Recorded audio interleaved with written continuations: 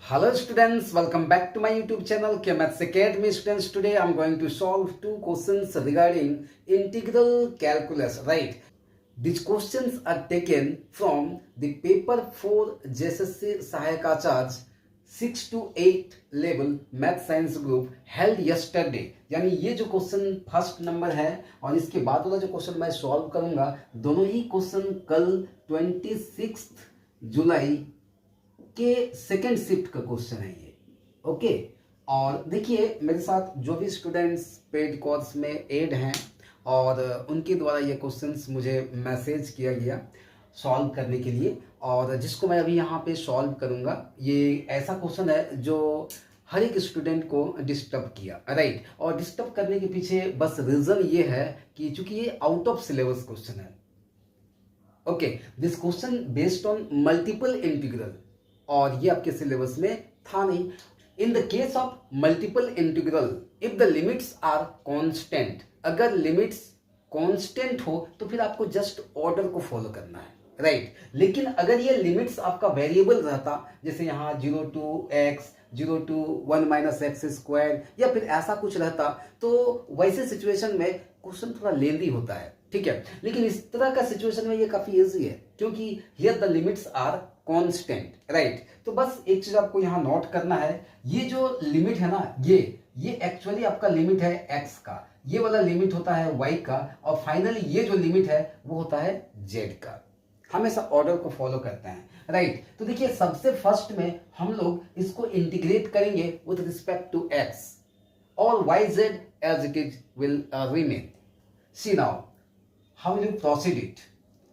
Listen, 0 to 1, 1 to 2, and we will integrate this x.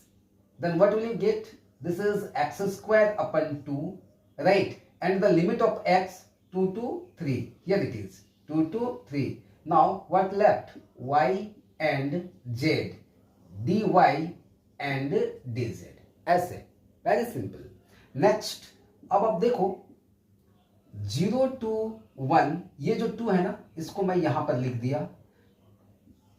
1 to 2, और ये x square का value एक बार 3 put करोगे तो 3 स्क्वायर दैट इज 9, राइट।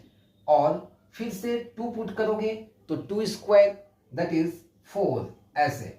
अब यहां देखिए क्या बचा, yz, dy एंड dz। अब देखिए 9 minus 4 दैट इज 5, और यहां 2, तो we have here 5/2। Right now 0 to 1 ये z की लिमिट्स हैं। अब हम इस y को इंटीग्रेट करेंगे, तो फिर से y स्क्वायर बाई 2, y का लिमिट आपका 1 से 2, इट इज 1 to 2।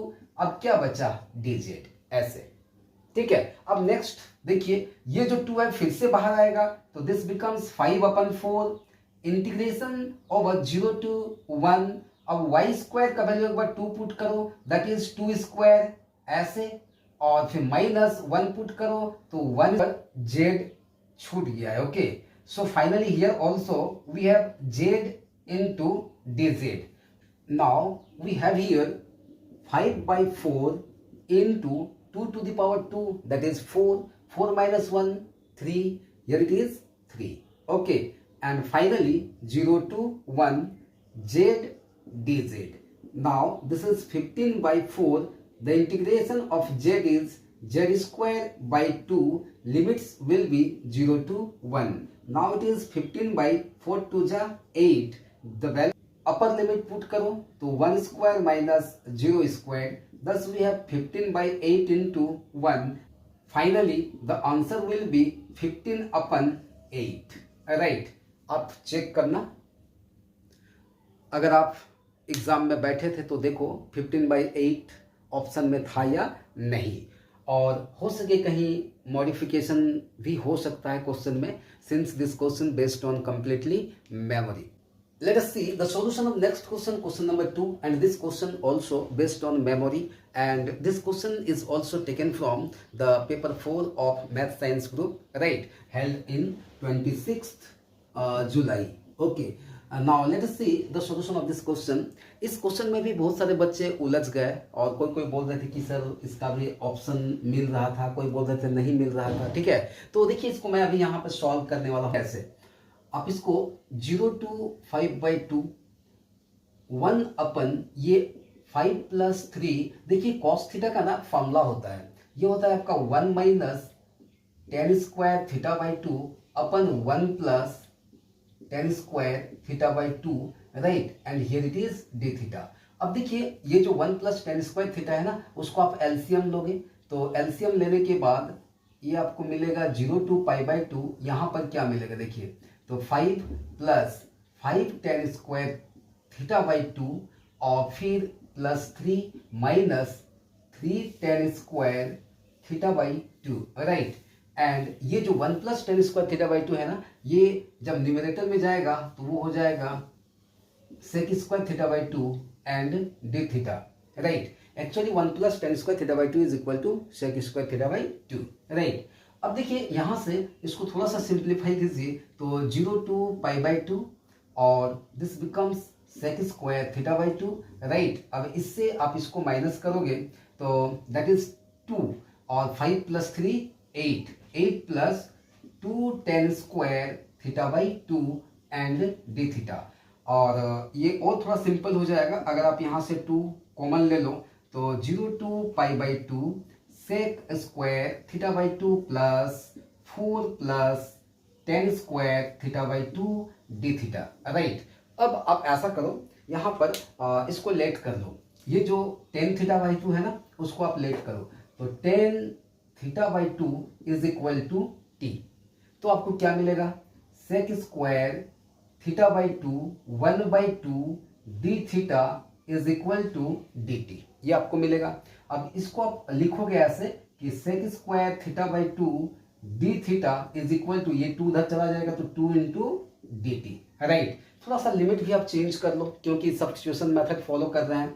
तो जैसे ही आप यहाँ पर थीटा का वैल्यू 0 पुट करोगे तो थीटा का वैल्यू यहाँ थीटा का वैल्यू अगर आप 0 यहाँ पर पुट करोगे तो tan 0 का वैल्यू 0, दैट इज t का वैल्यू भी आपको 0 मिल जाएगा, राइट। फिर से जब आप थीटा का वैल्यू π/2 पुट करोगे, ये देखिए यहाँ, तो ये वाला पार्ट, इस upper limit theta equal to π/2 upper limit जब यहाँ पुट करोगे तो tan थीटा की जगह π/2 मतलब tan π/4, तो this will provide us t equal to 1, क्योंकि tan π/4 का वैल्यू 1 होता है।